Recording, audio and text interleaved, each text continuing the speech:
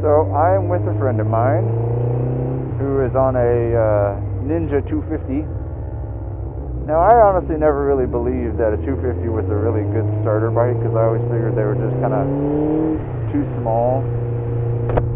But I think depending on your usage, they actually are a good starter bike. It's kind of changed my mind somewhat, because I mean, she's actually a little small, so it does work out pretty good for her.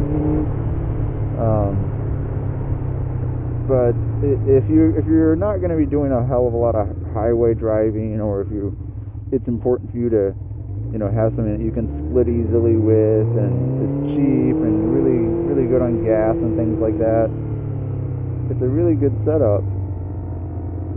But you do have to realize that you're not getting the same 600 or liter bike performance with that bike. So it is a compromise, but I think they're overall a really good value.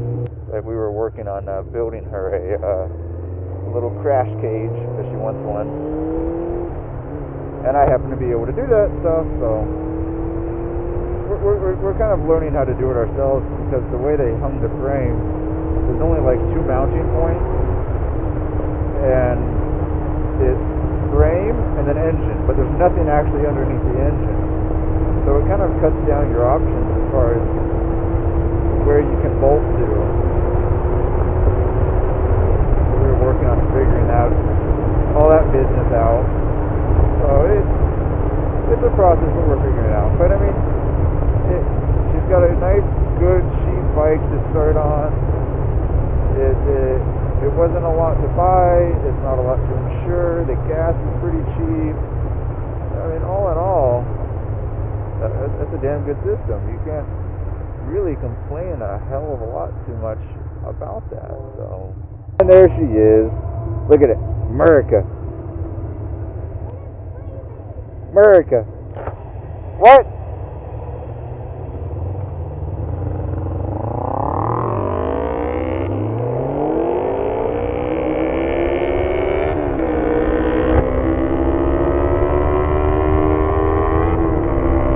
Sounds kind of beastly, doesn't it? Oh. And goodbye. Oh, look at her rider, little two-fitty. She has a tail. I think that's pretty funny.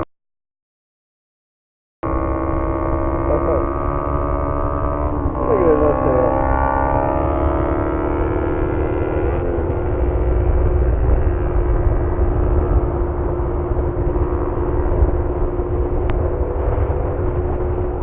So she's been having to work on rejetting that bike since she's had it, and she's learned how much of a headache it really is.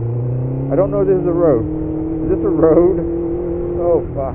Oh fuck, that's not a road. That's just gravel. What have I gotten myself into? Oh fuck, that was a bump.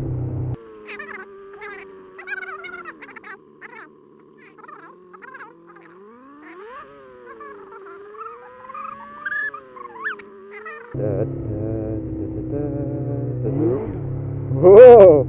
I know you guys saw that one. That was a nice little whip.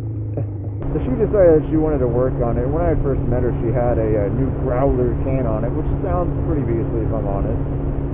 And she didn't rejet with that, because they basically told her in the manual that you didn't have to.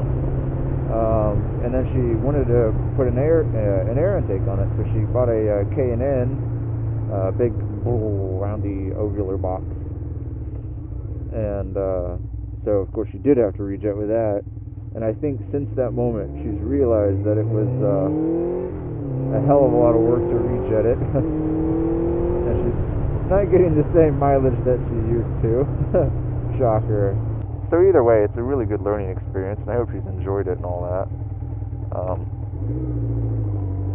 Because, like, part of loving your motorcycle is loving what your motorcycle is, and loving your motorcycle specifically. And I mean, even though I'm not much for the, unfunctional customizing, I think that does serve a function. I mean, it's not only how you feel, but, you know, if you've got the money and the desire to make it, you know, sound a certain way, then I think you should go for that. I think you should not expect to go to, you know, take a boost, though, with, you know, your 250, which, you know, is just reasonable.